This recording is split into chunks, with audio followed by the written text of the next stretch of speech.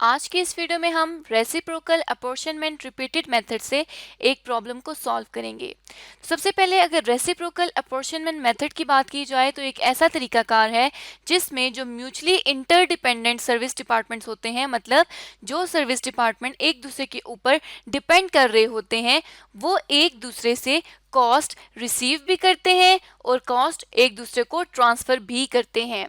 मज़ीद बात करते हैं इसके बारे में तो लेट्स सपोज एक कंपनी है एबीसी, जिसके हम कहते हैं कि दो उसके प्रोडक्शन डिपार्टमेंट्स हैं, प्रोडक्शन डिपार्टमेंट ए और बी, और दो उसके सर्विस डिपार्टमेंट्स हैं। साथ ही साथ हम ये कह देते हैं कि जो सर्विस डिपार्टमेंट है डी, उसकी कॉस्ट है 5000 रुपीज़, और इस कॉस्ट ने किस बेसिस पर एलोकेट होना है कि ए को 40%, बी को 50% और सी को 10% कॉस्ट एलोकेट करनी है। तो ये है रेसिप्रोकल मेथड, जिसके थ्रू जो सर्विस डिपार्टमेंट की कॉस्ट है वो प्रोडक्शन डिपार्टमेंट और अदर सर्विस डिपार्टमेंट को ट्रांसफ़र की जाएगी। लेकिन अब इसको ट्रांसफ़र करने के लिए या इसको अपोर्शन करने के लिए जो एक तरीकाकार है वो है रिपीटेड अपोर्शन मेथड, जिसमें क्या करते हैं कि जो सर्विस डिपार्टमेंट की कॉस्ट है, जैसे यहाँ पर 5000 रुपीज़, इस 5000 रुपीज़ को बार बार एलोकेट करेंगे जब तक कि इसकी अमाउंट इनसिग्निफिकेंट नहीं हो जाती, मतलब कि इसकी अमाउंट ज़ीरो या इक्वलेंट टू ज़ीरो या नियर टू ज़ीरो नहीं हो जाती। अब इसी सारे कंसेप्ट को एक प्रॉब्लम के थ्रू समझते हैं। तो यहाँ पर प्रॉब्लम दी गई है इरफान इंडस्ट्रीज लिमिटेड की, जिसके लिए रिक्वायर किया गया है कि calculate factory overhead of production department. Factory overhead calculate करें प्रोडक्शन डिपार्टमेंट के बाय प्रिपेयरिंग अ वर्कशीट, एक वर्कशीट को प्रिपेयर करके जिसमें सेकेंडरी डिस्ट्रीब्यूशन शो करनी है रिपीटेड अपॉर्शनमेंट मेथड को इस्तेमाल करके। हमने बात की थी कि वर्कशीट इस्तेमाल होगी रिपीटेड अपॉर्शनमेंट मेथड के लिए, हमने अब यहाँ पर वर्कशीट ही इस्तेमाल करनी है। तो यहाँ से अगर डेटा पढ़ना स्टार्ट करें तो Irfan industries limited has two production departments A and B and two mutually interdependent service department X and Y. Irfan industries limited के दो प्रोडक्शन डिपार्टमेंट है ए और बी, और जो सर्विस डिपार्टमेंट है वो एक दूसरे से लिंक्ड है, एक दूसरे को कॉस्ट ट्रांसफर कर सकते हैं, जो कि एक्स और वाई हैं। कॉस्ट दी गई है अपॉर्शनमेंट बेसिस, कॉस्ट की अपॉर्शनमेंट बेसिस यहाँ पर दी गई हैं। तो यहाँ पर जब सर्विस डिपार्टमेंट एक्स की कॉस्ट एलोकेट की जाएगी तो उसको 50-30-20 की बेसिस पर किया जाएगा, और जब सर्विस डिपार्टमेंट वाई की कॉस्ट एलोकेट की जाएगी तो उसको 40-50 और 10 की बेसिस पर किया जाएगा। इसी तरह से following figure of departmental cost are available after the primary distribution. अब प्राइमरी डिस्ट्रीब्यूशन का मतलब है कि जब पहले हाथ इनको कॉस्ट एलोकेट की गई है तो डिपार्टमेंट ए बी की इतनी कॉस्ट है और डिपार्टमेंट एक्स वाई की इतनी कॉस्ट है। अब इस प्राइमरी डिस्ट्रीब्यूशन की बेसिस पे, मतलब इस 15,750, 7,500, 11,750 और 5,000 रुपीज़ को हमने सेकेंडरी डिस्ट्रीब्यूट करना है, मतलब इनको डिटेल में हमने इनकी डिस्ट्रीब्यूशन करनी है रिपीटेड अपॉर्शनमेंट मेथड इस्तेमाल करके। तो उसके लिए हमने कहा है कि यहाँ पे एक वर्कशीट बनानी है, तो ये हमने वर्कशीट का पैटर्न बना लिया, जिसमें सबसे ऊपर कंपनी का नेम लिखना है हमेशा, नीचे हमने वर्कशीट शोइंग सेकेंडरी डिस्ट्रीब्यूशन लिखना है, क्योंकि हम वर्कशीट बना रहे हैं जिसमें हमने सेकेंडरी डिस्ट्रीब्यूशन शो करनी है, और मेथड हम यूज़ कर रहे हैं रिपीटेड अपॉर्शनमेंट मेथड। साथ ही यहाँ पे पर्टिकुलर्स लिखेंगे। दो तरह के डिपार्टमेंट्स हैं, प्रोडक्शन और सर्विस, और A department, B department, x और वाई डिपार्टमेंट को हमने यहाँ पर मेंशन कर दिया।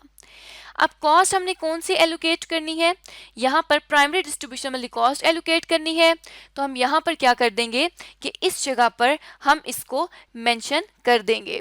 तो यहाँ पे हमने लिख दिया कि departmental cost after primary distribution, और अब ये जो चारों फिगर्स हैं चारों डिपार्टमेंट से रिलेटेड हम उसको यहाँ पर मेंशन कर देते हैं। अब कॉस्ट मेंशन करने के बाद रिपीटेड अपॉर्शनमेंट मेथड को स्टार्ट करते हैं। अब हमने इसमें क्या करना है कि यहाँ पर सेकेंडरी डिस्ट्रीब्यूशन करनी है, क्योंकि ये मेथड हम सेकेंडरी डिस्ट्रीब्यूशन के लिए ही इस्तेमाल कर रहे हैं। सेकेंडरी डिस्ट्रीब्यूशन में हमने बात की थी कि जो सर्विस डिपार्टमेंट्स हैं उनकी कॉस्ट प्रोडक्शन डिपार्टमेंट और अदर सर्विस डिपार्टमेंट को चार्ज की जाएगी। तो सबसे पहले बारी आती है डिपार्टमेंट एक्स की, और यहाँ पर हम लिख देते हैं कि अब हमने कॉस्ट अपॉर्शन करनी है डिपार्टमेंट एक्स की।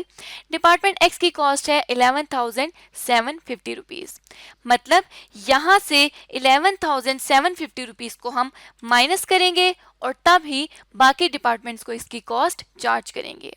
कॉस्ट चार्ज करने के लिए डिपार्टमेंट एक्स की जो परसेंटेजेस दी गई हैं वो दी गई है 50, 30 और 20 ए, बी, सी और वाई के लिए। इसको हम यहाँ पर साइड पे 50, 30 और 20 को मेंशन कर देते हैं ताकि हमें याद रहे। अब ये जो 11,750 की कॉस्ट है इसको मल्टीप्लाई कर देंगे 0.50 से, तो ये प्रोडक्शन डिपार्टमेंट ए की कॉस्ट आ जाएगी। इसी तरह से इसको हम जब 30% से मल्टीप्लाई कर देंगे तो ये बी की कॉस्ट आ जाएगी, और जब हम इस 11,750 को मल्टीप्लाई कर देंगे 20% से तो ये वाई डिपार्टमेंट की कॉस्ट आ जाएगी।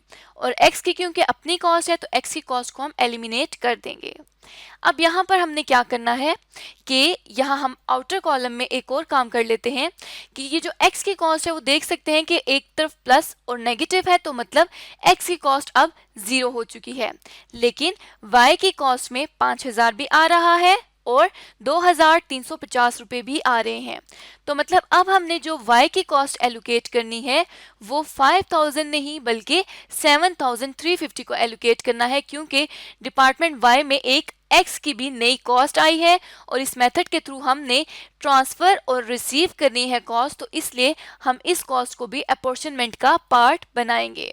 तो अब हम क्या करते हैं कि जो सर्विस डिपार्टमेंट है y उसकी कॉस्ट को अपॉर्शन करना स्टार्ट करते हैं और उसकी कॉस्ट हमने 7,350 के मुताबिक अपॉर्शन करनी है, जिसकी अपॉर्शनमेंट परसेंटेजेस यहाँ पर गिवन है 40, 50 और 10%। यहाँ पे हम लिख लेते हैं 40, 50 और 10% ताकि हमें याद रहे। तो अब हम क्या करेंगे कि 7,350 को मल्टीप्लाई कर देंगे 0.40 से, तो ये डिपार्टमेंट ए की कॉस्ट आ जाएगी। इसी तरह से बी और एक्स की भी फाइंड कर लेते हैं। तो ये जब हमने कॉस्ट कैलकुलेट की तो ये 735 और ये हम यहाँ पे हमने नेगेटिव 750 लिख दिया। अब यहाँ पे मतलब इसका भी बैलेंस बराबर हो गया क्योंकि पॉजिटिव 750 था और यहाँ पर नेगेटिव 750 आ गया, तो ज़ीरो हो गया इसका बैलेंस। लेकिन यहाँ पे हम फिर से देख सकते हैं कि अभी भी जो कॉस्ट है वो ज़ीरो नहीं हुई, क्योंकि यहाँ तक तो एक्स की कॉस्ट ज़ीरो थी, अब मज़ीद 735 रुपीज़ इसके पास और आ चुके हैं। अब अगर इसके पास और पैसे आ चुके हैं तो मतलब हमने इसको दोबारा से रिपीट करना है। इसको हम बोल्ड कर देते हैं ताकि पता चले कि यहाँ से रिपीटेशन का प्रोसेस दोबारा से स्टार्ट हो रहा है। अब रिपीट करने के लिए ये वाली परसेंटेजेस थी, तो अब हम क्या करेंगे कि 735 को मल्टीप्लाई कर देंगे 50% से, तो ये आ जाएगी डिपार्टमेंट ए की कॉस्ट। इसी तरह से डिपार्टमेंट बी और वाई को भी हम एलोकेट कर देते हैं। तो एलोकेशन के बाद यहाँ पे हम देख सकते हैं कि फिर से 735 नेगेटिव 735, तो यहाँ पे बैलेंस फिर से हो गया है ज़ीरो, लेकिन यहाँ तक अभी बैलेंस ज़ीरो था, अब फिर से बैलेंस आ गया है 147 रुपीज़ का।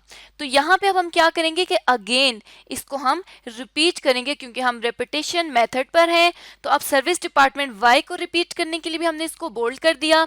तो यहाँ पर अगर पॉजिटिव है तो अब यहाँ पे हम नेगेटिव कर देंगे ताकि हमारी कॉस्ट ज़ीरो हो जाए। तो यहाँ पे नेगेटिव 147 आ गया। अब हमने इसी तरह से डिपार्टमेंट वाई की एलोकेशन की बेसिस पर इसको रिपीट करना है, एलोकेट करना है। अब एलोकेशन के बाद यहाँ से फिर हम देख सकते हैं पॉजिटिव 147 नेगेटिव 147, मतलब यहाँ पे बैलेंस है ज़ीरो, लेकिन यहाँ पे पॉजिटिव 735 नेगेटिव 735 यहाँ तक ज़ीरो था, अब फिर से 15 रुपीज़ मज़ीद आ चुके हैं। अब हम क्या करेंगे कि फिर नेगेटिव 15 करेंगे और हम यहाँ पर जो सर्विस डिपार्टमेंट एक्स है उसका दोबारा से मेथड जो है वो रिपीट करेंगे। इस 15 को मल्टीप्लाई करेंगे उसके रिस्पेक्टिव परसेंटेजेस से और यहाँ पे कॉस्ट को अपॉर्शन कर देंगे। अब अगेन से हमने जब इसकी कॉस्ट अपॉर्शन कर दी तो यहाँ पर देखा कि यहाँ पर बैलेंस हो गया है ज़ीरो, और नेक्स्ट में हम देख सकते हैं कि फिर से 3 रुपीज़ का बैलेंस आ रहा है। तो हम इस अब 3 रुपीज़ को भी दोबारा से रेपिटेशन प्रोसेस के थ्रू एलोकेट करेंगे। उसके लिए हम यहाँ से फिर लिखेंगे डिपार्टमेंट सर्विस डिपार्टमेंट वाई, और सर्विस डिपार्टमेंट वाई की जो कॉस्ट है उसको हम यहाँ पर नेगेटिव 3 कर देंगे और फिर हम इसको यहाँ से ज़ीरो को रिमूव कर देते हैं क्योंकि अभी हमने इसको कॉस्ट एलोकेट करनी है। तो अब -3 है और सर्विस डिपार्टमेंट वाई को 40, 50 और 10 की बेसिस पर हमने यहाँ पर अप्लाई करना है। तो यहाँ पर जब हम इसको एलोकेट करेंगे तो 3 को मल्टीप्लाई कर देंगे 0.40 से, तो ये आ जाएगा 1.2। इसको जब हम दोबारा से यहाँ पर 3 को मल्टीप्लाई कर देंगे 0.50 से तो ये आ जाएगा 1.5। तो यहाँ पे हम देख सकते हैं कि ये जो है ये नियर टू 3 हो गया है, लेकिन जब यहाँ पे हम देखेंगे तो यहाँ पर जब हम 3 को मल्टीप्लाई करेंगे 0.10 से तो ये आ जाएगा 0.3 जो कि इक्वलेंट टू 0 ही होता है।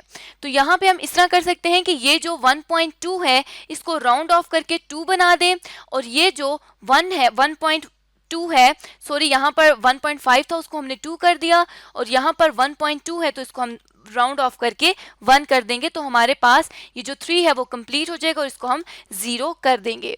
अब यहाँ पे हम देख सकते हैं कि अगर यहाँ नीचे हम टोटल करें तो 3 माइनस 3 यहाँ पर फिर से 0 आ गया, और यहाँ पर ऑलरेडी हम देख सकते हैं positive negative positive negative positive negative और ऑलरेडी 0 आ चुका है।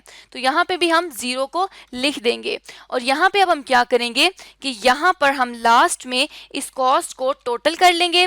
कॉस्ट को टोटल करने के लिए, क्योंकि हमने प्रोडक्शन डिपार्टमेंट की फैक्ट्री ओवरहेड को कैलकुलेट करना था, तो हम उसके लिए क्या करेंगे कि ये प्रोडक्शन डिपार्टमेंट के तमाम कॉस्ट को ऐड कर देंगे।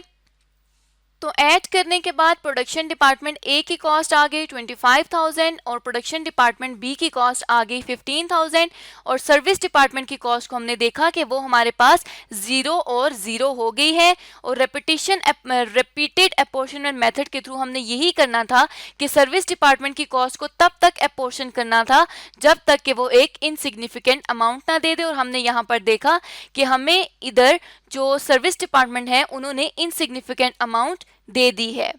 तो इस तरह से आज के इस वीडियो में हमने देखा कि कोई भी ऑर्गेनाइजेशन किस तरह से रेसिप्रोकल अपोर्शनमेंट रिपीटेड मेथड को इस्तेमाल करके अपनी जो फैक्ट्री प्रोडक्शन कॉस्ट है उसको प्रोडक्शन डिपार्टमेंट पर और बाकी सर्विस डिपार्टमेंट पर एलोकेट कर सकते हैं।